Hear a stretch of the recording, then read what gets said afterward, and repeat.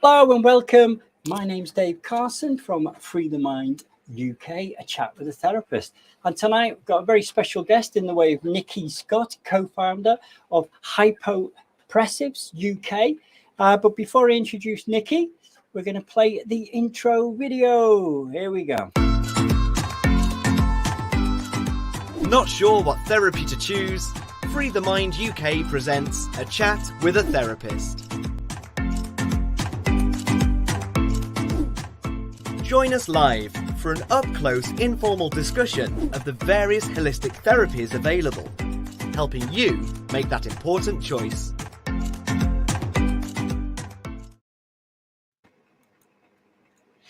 Nikki, welcome. Dave. Hey, so good to see you. Thanks for coming on. I'm really excited to learn a lot more about hypopressives. To be honest, I'd never really heard much about it. You know, You met me. as a sort of exercise routine, which is that correct? It's like an exercise routine. Kind of, yeah. Yeah. And I'm sure there's lots of people out there that also have never heard of it. So this is a great opportunity to, to let people know about it, because I'm sure there'll be lots of people out there that could benefit from it. And that's what this channel is all about, bringing people on to discuss things that are, going to be beneficial for our well-being. So, Nikki, it's normally customary to start off with a bit of a backdrop on how you got into this and that sort of thing. So if you want to give us a short overview of how you got involved in it and that. Okay, so I am a health and fitness coach, and mostly personal training was what I was doing. And I have twins who are now 22. Wow. And I just found after I had them that they kind of wrecked my body. I was very weak and unstable, and I had a lot of pelvic floor problems, like stress and urge incontinence, so leaking when I'm exercising, laughing, coughing, just making my life hell, really, because I was a very busy, active person with my job as well as, enjoying doing exercise. So I was looking for something to try and help myself. Sorry, my dog's in the background. That's fine. And I went down the conventional route, which I find a lot of women that come to me and talk to me about their issues have gone down the conventional route, which is to see their GP and then usually get referred to a women's health physio. And the women's health physio was giving me just traditional pelvic floor exercises, which she told me if I did them religiously, then I'd sort my problems out, and they didn't. In fact, over a time period, they made things worse for me. So I was going back to exercise and just really not being able to exercise without leaking. And, a lot of women joke about these things, but it's not very nice. And it does impact a lot on, you worry about not leaving the house because you don't know where the next toilet is, or you worry about whether you get through an exercise class or a gym program without having to keep dashing to the toilet or without having an accident. So I was really searching for something to help myself, and heard somebody talking on social media about hypopressives and how she was using it with postnatal clients. And at this point, I was 12. My kids were 12, so I wasn't newly postnatal. It wasn't like I just had a baby or just had babies. And I was curious as to whether it would help someone like me who was a bit further along and kind of felt given up on. Well, I hadn't given up on myself, but I, just felt a bit despondent with the treatment that I'd been given. I started on doing hypopressives after I did the training course. And I'd say within 3 months, I had no incontinence issues at all. Wow. It's been longer to sort out like postural issues, but I was suffering regularly with neck pain, shoulder pain, lower back pain. And through my training, that made me feel quite weak. I was unable to kind of lift weights and do things that I wanted to do. And over time, I'd say it came like later after 3 months, but I just found that I'm able to just get back on with my life, do things that I want to do, and not really even kind of think about the issues that I had before. So for me, it was a bit of a miracle cure. And then I kind of brought it into my business. So I kind of came at it from a my own point of view. I wanted to sort my own problems out. Mm-hmm. And I started to bring it into my own clientele. So yeah, that's kind of how I got into it. And that was about 10, 11 years ago now. Because we know each other, and I think when I first met you, it was at business networking, wasn't it? Yeah. And I think you were sort of pushing or talking about that. You were,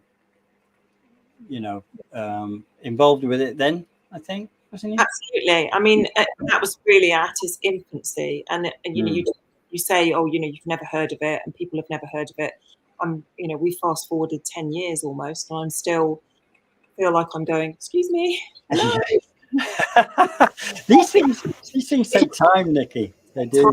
I was talking to one of my qualified trainers, and she was saying that she's in the Pilates world, and she's come over from America, and she said when she first came to the UK to live, no one had heard of Pilates, and kind of fast forward 30 years, it's everywhere. Everyone knows about Pilates. So, I think that obviously 10 years isn't that long. No, it's relatively new in the whole, with this sort of thing, I guess.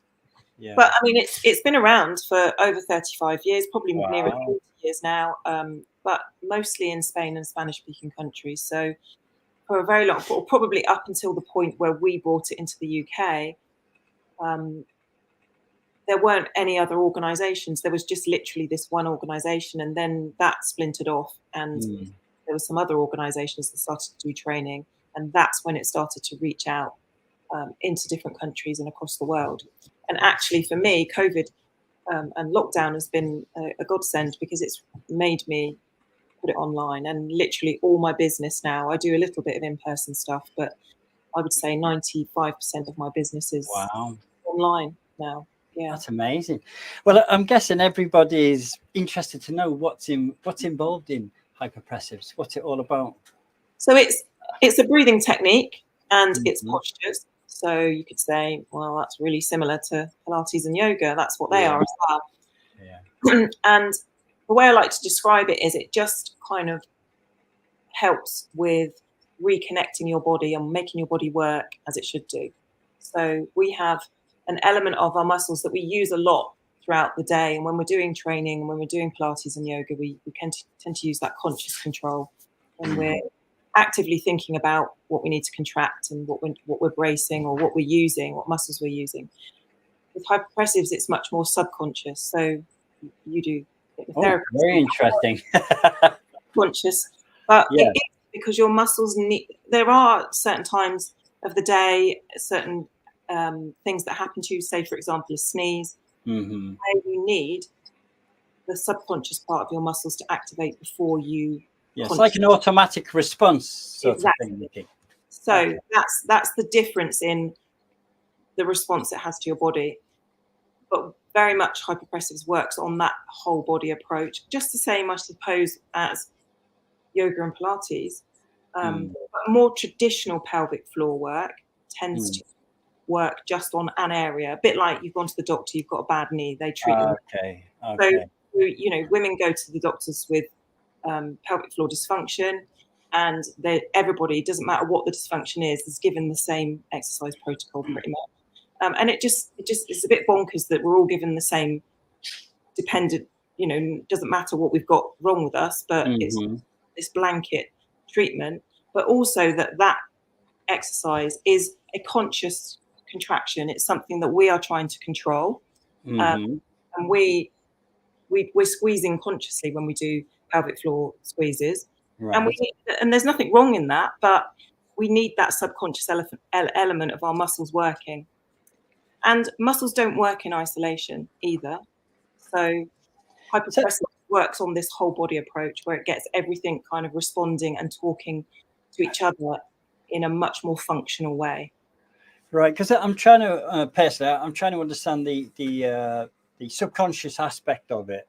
So obviously muscles are reacting. We're not conscious of it because it's like an automatic response. So do you actually, are you saying that you sort of end up controlling those muscles or not? Or you aid that? Use more of that autonomic side, which gets switched off by things like trauma. I see. Bad posture and Yeah, you know, so yeah. it goes through a huge trauma when you give birth, whether it's cesarean or whether it's natural. And you know, it doesn't. You don't have to be a woman to have problems with your pelvic floor. You know, men have pelvic floors as well. So, you know, although I would say almost 100% of my clients that come to hypopressives are women. Yes. It's really beneficial for men to do it as well. It's interesting you say that, because I came across Hypopressives LPF. Yeah. Yeah. Is that something that you're involved in? No, I mean, like I said, there were a lot of splinter companies. Oh, okay. But that seemed to be focused towards men. Is that right? Not necessarily. I mean, I just think that because there's so many women that need help, and many women that have issues, that it tends to be our clientele. So I think probably what you're talking about is a company who are trying to target men more. And I'd love more men to be doing it. I mean, men can get much better posture, and that will be such a benefit as you get older, because it's only going to get worse as you get older. And the only reason that people have poor posture is because of tension in the wrong muscles and tension in joints, because they've been pulling for so long, or they've been in a certain position for so long. Right. So tension tends to come at the front of the body, and it tends to mean that the muscles at the back of the body are also tense, but that's because they're stretching. Right. And so it's about readjusting it so that we have the muscles at the back of our body actually working actively to stabilize us and hold us up, and us not having to kind of go, oh yeah, poor posture, oh yeah, poor posture, and keep pulling ourselves up. It just stays like it. Right. Over time, that's why I say it is over time. You do have to put some work into it, but the body gets used to it. It becomes automatic, and those muscles start to work as they should do. Which you know, the muscles at the back of the body, the big muscles like your glutes and your big back muscles, they start to have much more tension in them, and you're able to hold yourself upright, and you don't end up sticking your head forward and slouching. So for men, it's an amazing benefit to have. And you know, a lot of men do very kind of heavy jobs, like manual jobs, and they put their body under a lot of pressure. And again, hypopressives helps with that pressure management. So if their core's working correctly, then it will help with that pressure management, and it won't become a problem for that person, whether it's a man or a woman. But if their core doesn't work, if their body's not working properly and responding properly to that pressure, the pressure will find the weak point. And wherever that to me many a time, Nikki. Yeah. Especially when I'm exercising, funny enough. Yeah. You know, People say, I just put my back out, but it didn't just go. It was a build-up of weakness. And then that incident, maybe you pick up a weight wrongly, or just, you know, it's something that's a bit too heavy, and it causes pain or something. It's interesting talking about scar tissues. Oh yeah. Because I went to have a session of the Bowen technique with and she was sort of explaining, you know, the process of that, you know, how it affects the body. Scars, they're huge. I mean, and going back to like postnatal women, there's a very high percentage of postnatal women that are either cut when they give birth, or they tear when they give birth. So that's going to form a scar in a really crucial place in their body. Right. It will then cause the rest of the tissue that we're connected into. We're like this myofascial web. It will cause that to pull. And out of balance. When women suffer from a pelvic organ prolapse, which is where one of their pelvic organs or more have moved out of position, it's not usually because of weakness, which is what they're told. There's all this terrible language that's used with women about being weak and dysfunctional and blah, blah, blah. And actually, it isn't. It's the tension from the scar tissue that's pulling. And if they just knew how to work that scar and work on the scar and the tissue around it, then actually they would get some release, and it would actually help that organ go back into position. So scars are a really big. What's the traditional way that the doctors would deal with the scarring issues? We're not. I mean, I had an episiotomy, which is where you're cut, and obviously then have a fairly big scar. And I was told to do anything to my scar, not even by the women's health physio. No one told me to do anything to my scar until, I mean, I do lots of research all the time on different things, and I got in touch with the women's health physio that's actually on my YouTube channel. There's a Q&A with her. Okay. And she's really got lots of research behind her to do with scars and how much tension they cause. And I didn't really know at the time. And she was, encouraging women to kind of empower themselves to kind of do their own massage on their scars and find out how to do that, because it will make a big impact on the health of the tissue. Also, I think she said to me, cesarean is one of, obviously, if we had more natural births, we wouldn't have as much of a problem in that respect. No, I wouldn't say so. I mean, even with a natural birth, like I say, if you're cut, you have a scar. If you tear or you have trauma of any sort, then you're likely to have scarring as well. And that, it doesn't matter big or small. Right. So it doesn't really matter. No. Wow. When you're putting your faith in your midwife, they just want the baby to arrive safely. So they do what they have to do. So I'm not dissing what treatment women are given, but obviously they want to get baby out safely. And so often that means that there's a cut, a tear, or some sort of scarring goes on. Like I say, I was really surprised with when she was explaining about the scarring, the effect it has on the body. Everything moves and gets out of balance, and it's very interesting. Definitely. I did sports and remedial massage, and that was a few years ago, and we were kind of talking about scars, and they give this great kind of analogy of like the T-shirt that, this guy was talking about a scar he had on his back where a mole was taken off. And there was quite a lot of tissue taken away. And, like you imagine that's kind of pulling everything around it and kind of pulling it, and if you were your T-shirt over this side and like down here, it would feel awful, wouldn't it? You'd want to keep straightening it up. Yeah, you would. Yeah. But the body adapts to that. And so then you kind of get into these postures that. Yeah, you end up, it becomes automatic. Dodgy postures. Yeah, and you get into pain. By sorting out your posture, you will have much less Gosh, I love it. I was going to ask you, like, who can do hypopressives? Are there some people that can't do it? Is there, I think the answer to that is that really the only people that can't do it are anyone that's got a diagnosed arrhythmic heart condition. Okay. So, and pretty much everyone else is good.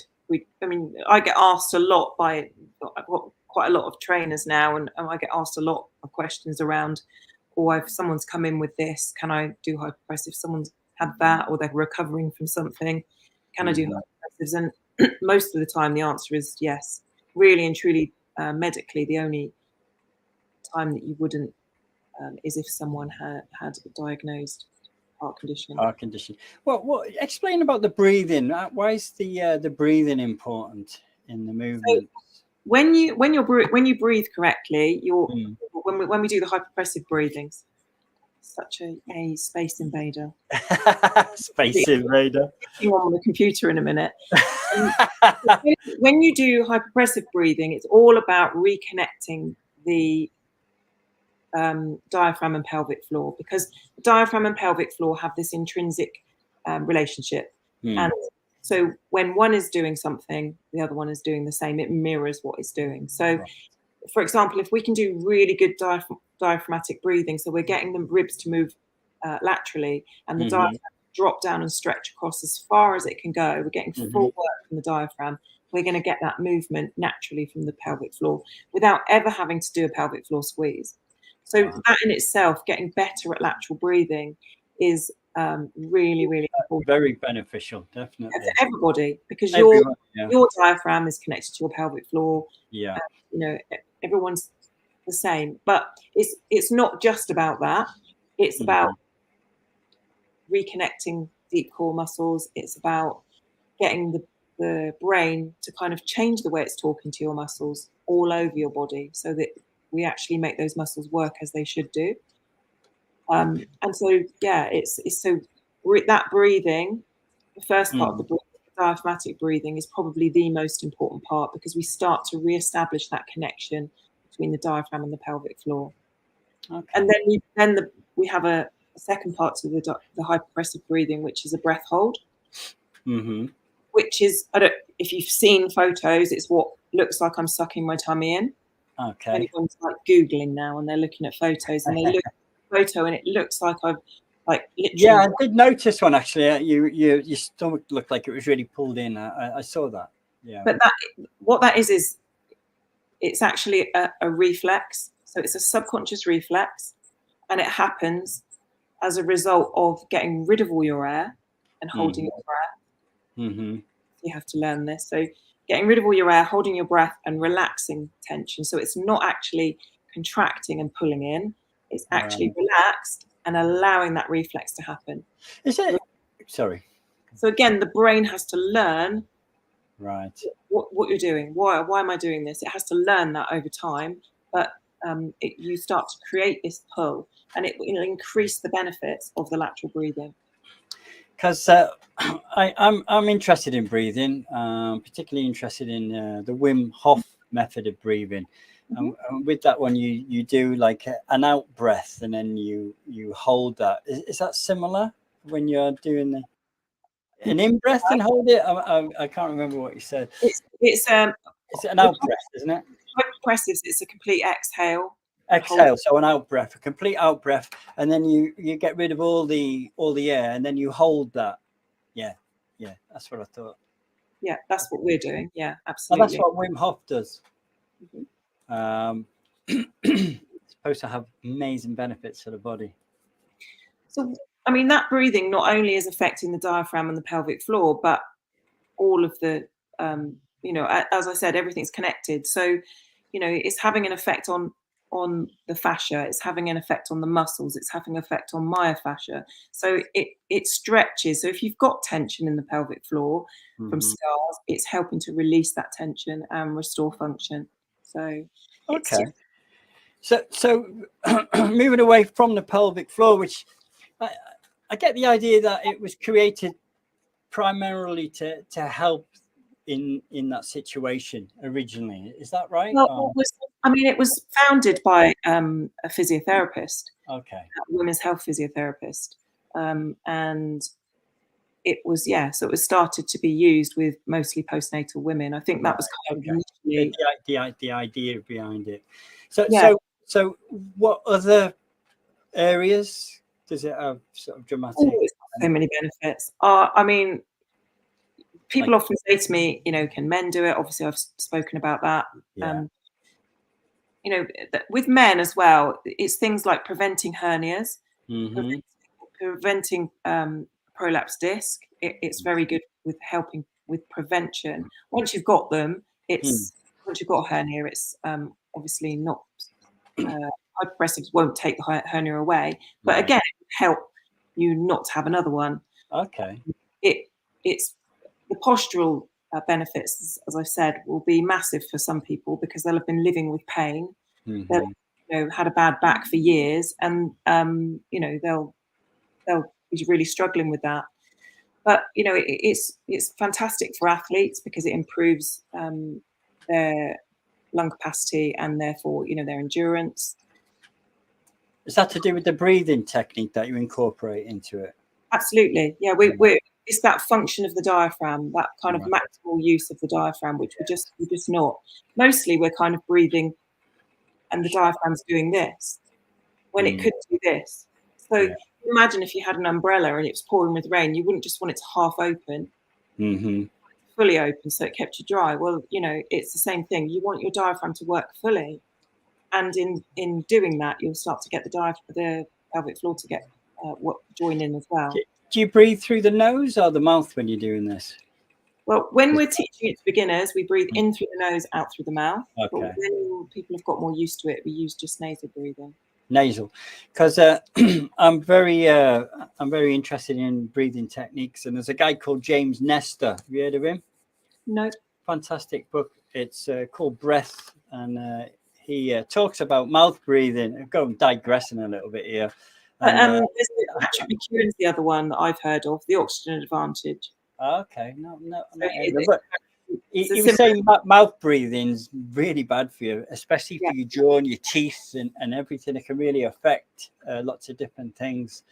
And he did experiments with nose breathing for like 3 months, to the point that when he slept, he would, tape his mouth. Yeah, so it sounds similar. Yeah, it's the same. What's that guy's name again? I'm going to write it down. Patrick McEwen. Say again. Patrick McEwen. Patrick McEwen. And it's potato breathing. That's the method of breathing that they're talking about. Both of them. What? Say that again. No. Potato. That's what I heard. I didn't think it was. Go on. Potato. Potato. Potato breathing. Hey, blimey heck. He talks the same about kind of taping your mouth, and when you go for a run, for example, I know that my partner, when he's a really good runner, and when he was running, he said the kind of that first 5 or 10 minutes that it takes you to get into a run, it can be quite painful, and as you try and find your breathing rhythm, and he just said when he started to do regular hypopressives, he didn't get any of that. He'd just go out and feel easy straight away. So it really helps with all sorts of different things.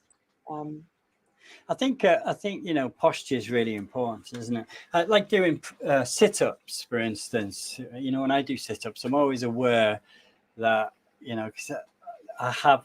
Don't talk to me about sit-ups. I have a really bad view on sit-ups. Yeah, that's what I'm talking about. They can be a bit dangerous, to be fair, if you're not doing them properly. The thing is, any traditional core training is okay if you function properly. So if you've got good, stable core.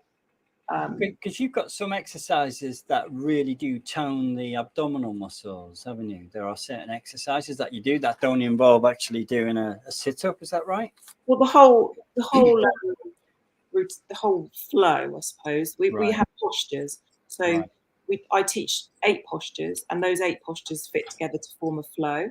Oh wow! Okay. And what you do is you gradually learn all 8 postures, and then eventually, each day that you do hypopressives, you would do your little flow of about 10 to 15 minutes. Okay, so I don't do any other core training. I haven't got a 6-pack, but I don't care. But if you a lot of that's diet as well, Nikki. Sorry.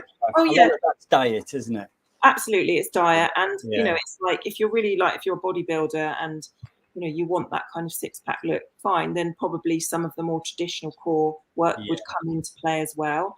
But hypopressives is still really good because it's working very differently from traditional core training. Again, when you're doing a sit-up, you're kind of tensing and targeting rectus abdominis, and you're actually lengthening and stretching those big back stabilizing muscles that you don't want to do that to. And that's why I don't like them. And also because of the amount of pressure that a sit-up or a crunch puts on your pelvic floor. And a lot of people that I see are in a very weakened situation, and they're going to the gym and they're doing their sit-ups because they think they get a nice strong core, and actually it's having the reverse effect, really. Wow. Interesting. I like the idea of just the 8 movements, because that's keeps it quite simple, doesn't it? Oh yes. So we don't really spend any more than 10 to 15 minutes a day on our flow. That's it. That's all you need to do. So do it regularly. 10 to 15 minutes for the whole 8 movements, yeah? Yeah. That's so amazing. you just breathe. You're breathing throughout these different movements, and you get this little flow where you start standing up and you finish lying down, and it's really nice. I've been doing mine regularly.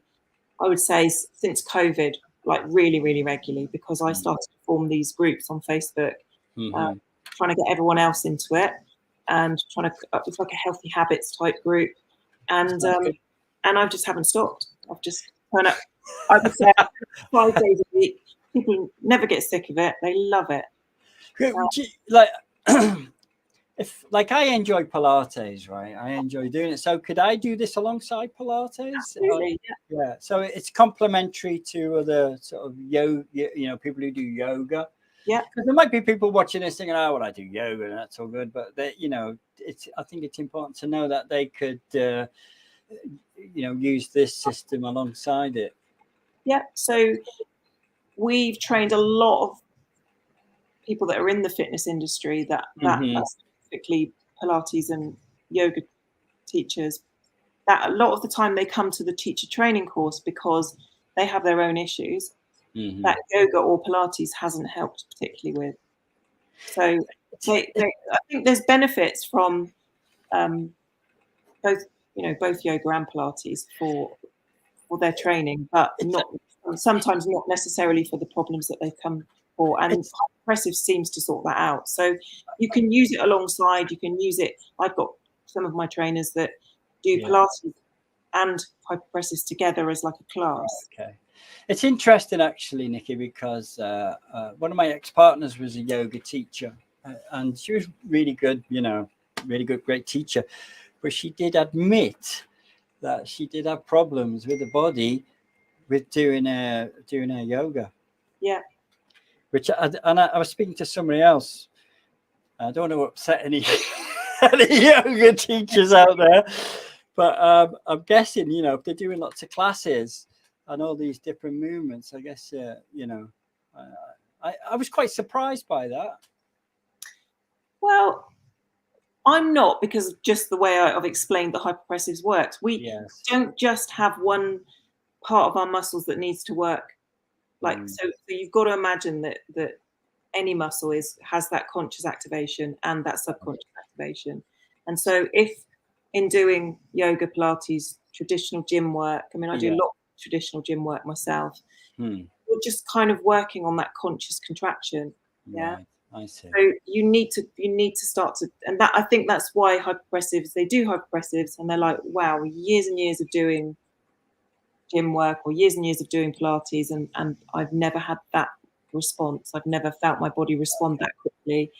And that's why it feels like a little bit of a miracle. I suppose, like for me, I was told to do my pelvic floor squeezes, religiously did them day in, day out, and everything got worse. So, I had to try something else, and it was like a miracle, because it just, I'd been in a situation where things were getting worse, not better, and to have it stop completely was just the best outcome. So it, like with your 8 movements, excuse me, like if you were to do one of them, it would activate a certain amount of muscle, I don't know how to say it, muscle response, or that automatic muscle response, or does it activate it all, but the 8 exercises, complementary? I don't know. So all 8 postures are functional movements. So we do stuff in a standing position, we do stuff in a half bent over position, we do stuff in a kneeling position, in all fours, we do stuff sitting cross-legged, we do stuff laying down. So all of these movements are what we do each day. Right. So what we're doing is we're reminding the body to work, the muscles to work, whilst we're standing, whilst we're kneeling, whilst we're bending over. Because how many, I know myself, someone will say, oh, I just bent down to get something, pick up a newspaper off the doormat on my back. Many times. Bent over position, do you know what I mean? And the muscles haven't learned to work when someone puts them under that much strain. So it's about the postures are just, they're quite repetitive. Because we want to keep reminding. Of course, you want to remind it. So it helps obviously makes the muscles go back into the position and work the way they should, basically. That would be the ideal. And for some people, they've been in really compromised positions for a very long time. So there's only so much that we can do. But certainly, I know with myself, I was a hairdresser before I came into this, the fitness industry, and my posture was so terrible. It really was. So, you're constantly bent over like that, aren't you? Yeah, absolutely. Some professions just gonna, and if I hadn't done anything about that, I would have been in a lot worse state now. So, although it's not, it can be done at any age. Obviously, the quicker we catch poor posture, then the I'm all in on this, Nikki. Seriously, I'm going to check out your online courses. Definitely. I mean, I did carpet. Well, I still do for many years, and I'm doing one position all the time, and my pelvis tends to come out of place occasionally, not a lot, but like my psoas muscles aren't in alignment and everything, because it's that movement I do. So someone like me with those issues, although I'm okay, but it's I could improve them. It sounds like it'd be sort of ideal for that. Yeah, absolutely. I mean, as you start to age, that tension that you have is going to start to pull you even more further forward. And then obviously what that does is it brings your head further forward, and the heaviest part of your body is your head. And so then you hear of older people falling over a lot. Because they become very unbalanced. Their head is too far forward, so their weights fall forward, and they only need to trip over something tiny, and they've gone, haven't they? They've fallen on the floor. So it's massive to get it sorted out while you can. It's interesting actually, because in yoga, you see some of the positions they get in, and you're like, oh my God, it's are any of the 8 movements quite complicated? Are they quite simplistic for people?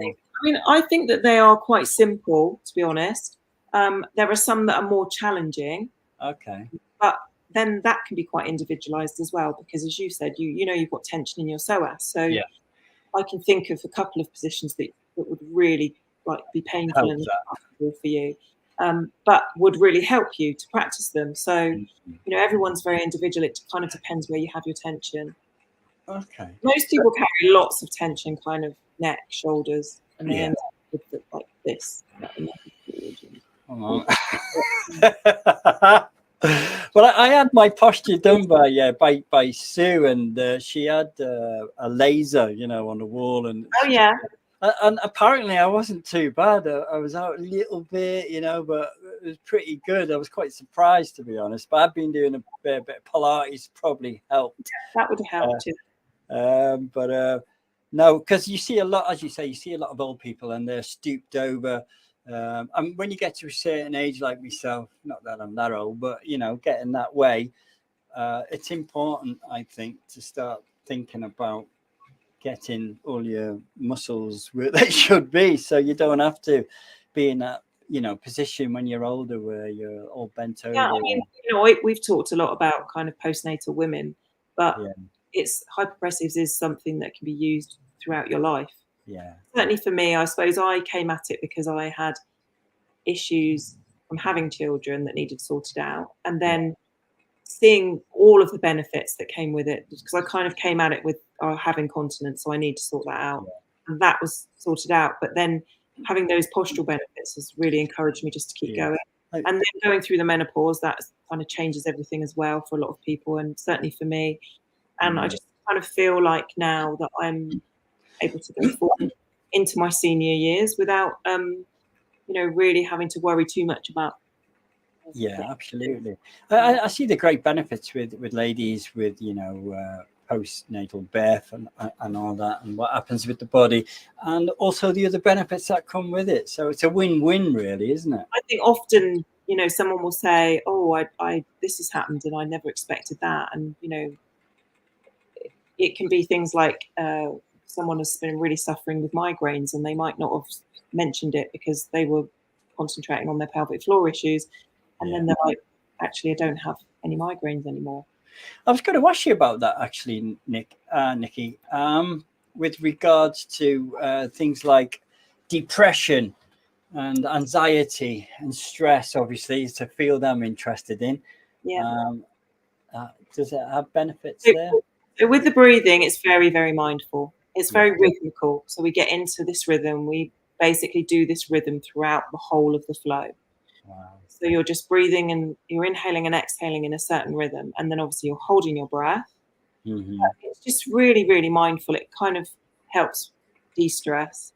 And a lot of breathing disorders like panic attacks, anxiety attacks, those sort of things that affect the breathing are just because we're getting those short, sharp breaths where the diaphragm just can't stretch everything goes really, really tight. Diaphragm is a muscle of emotion. So all of those anxieties and their worries go into the diaphragm, tighten it up, and then guess what? You can't breathe properly. So if we can start to put in some breathing techniques that help us to work that diaphragm, get it relaxing, get it moving, then it's going to be really beneficial. I mean, you know, I'm not afraid to say I went through some terrible highs and lows.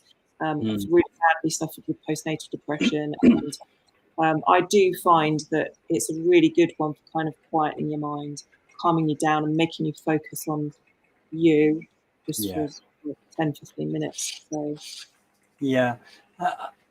Excuse me. I know, obviously, with yoga and Pilates, they also focus on breathing. You know, you breathe out when you similar. So like, how do people find a local class or someone that's doing it online where they live? How do they find a Hypopressives? So we have a directory on our website, so you can have a look on ukhypopressive.com. It's up on the screen there, and just click on the Find a Trainer tab, and then it drops down, and you find different counties and just see if there's anyone near to you. Unfortunately, we don't have trainers in every town. No. It would be nice if we did, and it would be nice if it becomes that well known that we do. But if you want someone in person to train you or to do classes with you in person, that's probably the best place to go, is to have a look on your directory. But as I said earlier on, I am offering loads of online stuff, so it doesn't matter where. I mean, I have people in Australia, in Asia, I have people all over the world that come to classes and come to sessions, join in with my Facebook groups. I'm now putting those Facebook groups onto an online platform, so that means that I don't have to worry about them being on social media or not, because a lot of people are going away from things like Facebook now anyway. So yeah, there's so many online ways of learning it, and don't feel like you can't learn it online, because honestly, it's I was going to ask you about that actually, because I don't do a lot online, and it's probably just my own thinking. I mean, I've got my computer in my bedroom, and there's not a lot of space here. So I've got an iPad. I mean, am I going to be able to see everything going on with the iPad if I'm like standing away? And you see what I mean? You have to work your angles. It's actually the online stuff so much easier on a laptop, which is what I'm viewing this on. But I do have people join classes sometimes on their phone. Just depends on your eyesight, I suppose. I mean, there's so many great devices to view on, but literally all you need is your mat. That's the space, is like a yoga mat space. That's it. So if you've got a tiny, I've had people join from America. She looked like she was in the cupboard, and I think actually we made a joke about it with children, and we used to say, "Oh no, she's just shutting herself away from the kids," basically. We make it work. So what I usually say is, as long as most people can see me and what I'm doing, then that's the important thing. I don't necessarily need to see the whole person. I can get by with. Sorry, my dog. So how do they do it? Is it over Zoom? Is it? Yeah. So Zoom classes, right? Or I do online stuff. So I've got like an online platform where there would be a course, and they sign up at the beginning, and they're just little videos. So when you're doing your Zoom, you can see everyone that's in the class. So you can keep an eye on their positions and stuff. Make sure they're doing it properly. Yeah, nice small classes as well. I don't really have any more than 10 in my class, so otherwise they're just like about that big, and it's too difficult. You mentioned before that you wish you had more trainers in more towns. Are you actually looking for people to? We're always looking for people. We're always train to be teachers. Yeah. Yeah. So we have. That's quite important. So we have. I run training courses pretty much. Well, I've run this year. I've probably run 6 or 7 training courses for small groups. It's a 1-day course, and currently it's up in Buckinghamshire for 4 students, and they've been really successful because just having 4 people in a room and on a 1-day course, it's quite intense, but people learn really well that way. Yeah, small numbers. And then we were before COVID, we were doing weekend courses, so we'd have about 24 people on the course. But that would be a weekend, and obviously they were at venues all over the UK, mostly down south, to be honest, because that was the easiest place for me to find a venue. Right. And get people on it. And then, but now we've actually got an online teacher training course as well. So again, we've had people from Switzerland, from America. I know, like when I do therapy online, there's not a huge difference than being face to face, but actually training a trainer online, it still works. Yeah, they still go through the same certification process, so they still have the same assessments to pass. So we still get to see them. Okay. They have to pass certain practical assessments, so they're sent through via video. So I mean, we've had a lot of people qualifying through the online. It's a lot of benefits. You don't have to travel anywhere, you know, and do it anywhere time. You've got a whole year from when you buy the course. Yeah, absolutely. To actually do it. So yeah, I mean, it can be done live. It just depends how you like to learn. Often I talk to people on the phone, and they're like, "Oh, I much prefer to do in person, you know, with someone there in the room with me." That's fine. So we've got both options now, but certainly there's the online teacher training has been really successful. We've got some great deals coming up on all of our courses, the online courses anyway, with Black Friday. So anyone that's looking at this thinking they might want to do the online teacher training course, then next Friday we will have £150 off of that course. So it's a really good saving. So that's good. Yeah. I just want to know about that. I took advantage of a Black Friday course today. I'm always like you. I don't know whether you're the same. I don't watch TV. I haven't got a telly. I'll always be like on a YouTube video watching something interesting that can, you know, improve my knowledge in what I'm doing. You know, I think it's really important. So we've got the online training. Yeah. And they can go to your website to get all that information as well. Yeah. So the online teacher training is through ukhypopressiveseducation.com. So it's the same web address that's on there, but just with education.com on there. And that'll give you all the details. But if I was going to buy the course, I would be waiting now till Black Friday. Just saying. Yeah, no, absolutely. Makes sense. But I'll be sharing on my social media across Facebook, LinkedIn, and Instagram the certain deals that I'm doing. I'm sharing those this week as we come up to Black Friday, and all the details will be in there. If not, just sign up to my newsletter on my website, and then you'll get details about the Black Friday deals. But I would wait, and honestly, I think that if you just go on the website on the day, then I think it's on sale then. So it'll be on sale for 5 days, and that's the same with all my online products. I do a 30-day, a 31. I was going to ask you about this. Yeah, the 30-day challenge. Tell me about that. Or tell us about that. So if you're a complete beginner and you've never done hypopressives like before, yourself, so you can either do this via Facebook. If you do it via Facebook, you have to join on the 1st of the month.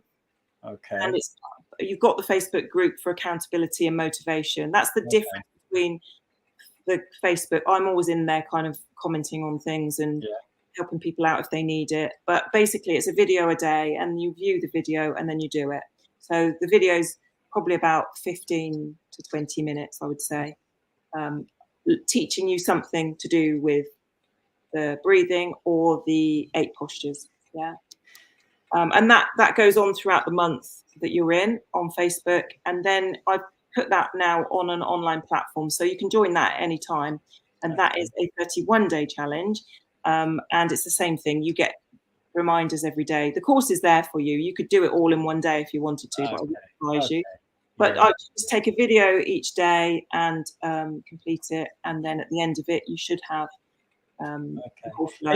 Is there any cost involved in that? Obviously, so yeah, the Facebook, both of them are £30, and again, it's a Black Friday. Pound a day. It's a bargain, Nikki, isn't it? No, I know, and I've had some really good feedback. I mean, I've got another group on Facebook where I come in every day and I do my hypopressive. So that's why I say I've been doing hypopressives regularly. I have, because I have to do it on screen. So every day I come into the group, do a live video, and it's a flow. So it's a breathe along flow. So I tell people what I'm going to be doing. they understand that and they copy what I'm doing as I'm doing it. So it's a really nice group to be in once you've kind of established the basics. Okay. Again, that's on Facebook, but I'm about to put that one online. Okay, so someone like myself who's never done it before, yeah, you recommend the 30? Because I was going to say to you, is there anywhere people can go to, you know, check out some of the movements to see if they think it's going to be for them? Yeah, so I do a free taster session. Just you'll have to check my calendar because I'm not sure how many times. It's usually 2 or 3 times a month. I do just over an hour on usually a Friday morning or a Sunday morning, and they're free. You know, just come. I'll talk to you a little bit about what hypopressives is, how it might help you, why it might help you, why it's different, a bit like this chat. Yeah. And then we do a little bit of practical and talk about what options there are for going forward, you know, how you might like to carry on with it. So yeah, if you want to dip your toes and find out a little bit more, then that's a great way to do it, is the free taster session. And there's a big button on my website that says free taster sessions. Fantastic. And it should bring up my calendar, so it should then tell you when the dates are. I think the next one is Black Friday. Oh wow, there you go. Yeah. It's going to be a special day. The 30-day challenge, is it similar time frame for the exercises each day, 10-15 minutes? Yes. So what happens is you're in a kind of learning phase. When you've never done it before, you're in this learning phase, and you're in this learning phase probably for about 4 to 8 weeks, maybe even longer with some people. Yeah. So sometimes it might take you 3 months to kind of really be confident. Like anything, Nikki. Yeah, go do it yourself. So you might like do your 30-day challenge and then go and do it again because you just want to keep going over stuff and get it fixed in your head. You might do 1 month and you're absolutely great with it and you love it and you go off into the horizon never happy. But you know, everyone's very different. So sometimes it can take a month, but sometimes it can take up to 3 months. You're in this kind of learning phase. And then once you've got it and you're doing your regular flows, you just do them anyway. And they would be 10 to 15 minutes of continuous breathing in a flow. Okay. So some people will do a 30-day challenge, and after that, they could carry on doing those exercises themselves, or they can join an online class because that's a great motivator, isn't it? Yeah, absolutely. A lot of people, and that's the idea, I guess. Yeah. It's like you go to yoga classes. You could do it at home, but you go to a yoga class because you've got, you know, other people. And so I think it helps if you've got aspect. You've got to turn up, you've got to do it. And then you know, I'm always telling people 1 session a week, like with me, isn't enough. You need to be doing more. So I nag people, and then hopefully when I see them again the following week, I say, who's done their homework, who's been practicing. I can tell anyway, usually. Yeah, I'm sure you can. Can I ask, it's okay to ask you the cost of the online sessions? Do they differ, or are they like a so if you're going to do a class, like a beginner's class is £10 pay as you go, or it's £25 a month, and that's once a week. And that's the same with kind of what I call the intermediate class as well. That's quite good value, isn't it? Yeah, it is. 25 a month. You're saving a fair bit of money there. Yeah, absolutely. And that, again, that's all on Zoom. You get sent a link. You just join at the time that the class is, and it's pretty much price you pay for yoga or Pilates. So there's no difference with that really. So it's a bit expensive to learn it. I think when I first started doing hypopressives, I used to package it up and say you have 6 sessions 1-to-1 with me at the clinic or in my, practice room, and it just outpriced so many people. There were so many people that just couldn't afford it. Yeah. So now I've just kind of gone, right, no, you have this. You have something free first. Yeah. Free thing is the taster session, so that you can decide whether it's going to be something that you think you want to do. But I'm going to give the 30-day challenge a blast. Yeah, I am, because it's quite important to me, to be honest. And I love the idea of the breathing behind it, because I'm into breathing. So that would be really good. Good. And we can all find 10-15 minutes in a day to do something that benefits our body. Yeah, can't we? Absolutely. That's what it's all about. It is. Yeah. And I do other things as well, and it'll complement it. I do lots of techniques. I get my nervous system fired up by a little tapping. Even if you're someone who's just like goes to the gym for 3 or 4 times a week, it's great because it helps you to prepare for going to the gym. Yeah. or when you've been to the gym, you can use it afterwards to kind of reset everything. So well, that's what I was going to say, because I like I've got a lot of energy, you know, and I like a lot of energy type of exercise. So it'd be HIIT training, for instance. yeah, It can be a bit full on, you know, and I think this would complement nice to calm everything down afterwards. Yeah, absolutely. It's always good to kind of do a mixture, really, rather than just trying to get out there and kill yourself. Yeah, I do enjoy it. I go for a run as well, and what I do is I've got a park around the corner. It's about a mile pathway all around it. So I run around that once, and then I walk around about 3 times. Yeah, great. And walking's good for you as well, isn't it? In fact, they reckon it's better. It's better on the joints, isn't it? I guess. Yeah, it's supposed to be. Well, I don't know. What do you think? Walking, I'm quite an injured person. I've abused my body so much throughout my life. I'm now suffering the consequences. So I now have 2 Achilles problems on both my feet, which actually I've got to a point now where I'm kind of been doing some rehab, and it's not quite so bad when I walk. So I back out enjoying my walks again. But that's one of the great things about having a dog as well. They get you out. You have to go out every day. Of course. And it's interesting you said that, actually, because a lot of people, you know, when they do train, they do, you know, give their body, you know, it, like, how can I say it? You know, they, like, I can't think of the word, Nikki, but do you know what I mean? Like, they overwork sometimes, they do too much, and sometimes maybe the body is not designed to do what you're doing to your body, whether it be a workout or going for like a 15-mile run or whatever. And it's surprising how many like people that, you know, done martial arts for like 20-30 years, or lots of marathons and stuff, they can have situations in the future with their body. Not everybody, obviously, but I guess if you do something like this, then it's. I mean, you've only got to look at top level footballers, and the amount of training that they have to do puts their body under an immense amount of pressure. And so there are a lot of top level footballers that have hernia surgery. Yeah, this is what I was trying to say, actually. Yeah. So we put our bodies through a lot of stress. So they might look physically ripped, and you might think, oh, they look really fit, and they are fit, but their core doesn't work properly. They're, you know, they put themselves under too much pressure and they can't handle it. So again, it's another field where athletes, gymnasts, trampolinists, they would really benefit from doing hypopressives. Unfortunately, we are a culture, I suppose, where we only come to find these new things when we have a problem. And what would be great if we were doing stuff to prevent that happening in the first place. Yeah, again, that's education, and one of the reasons why we're doing this today, to, you know, let people know what it's all about and how it can benefit them.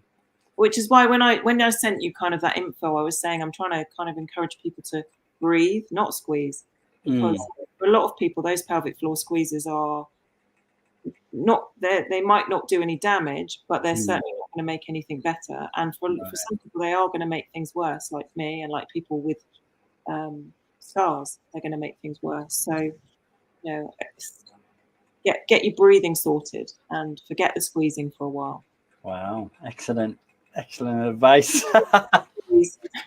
It's funny, you know, because I had a chat with a lady that specialized in the perimenopause. Yeah.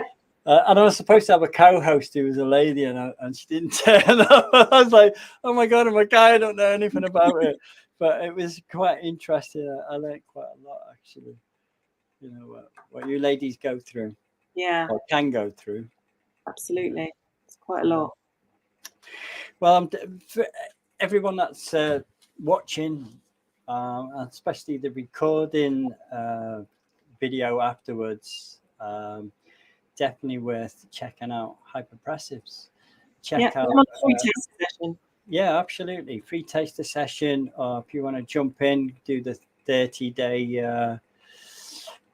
Yeah, absolutely. Complete beginners. Sounds amazing, Nikki.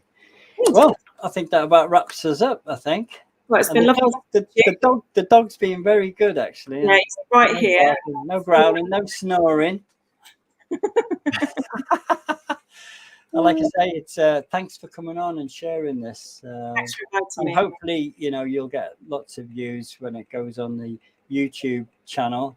Yeah. And also, if you want a recording of this, I can give you the recording, out, yeah. so you can have that.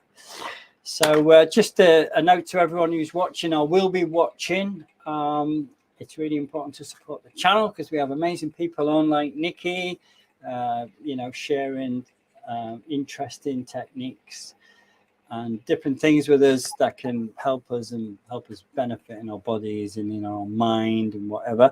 So it's quite important to like, share and subscribe so we get the message out there wide and far.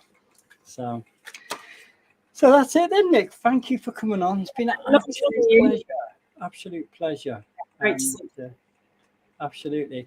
And to everyone watching, thanks for watching.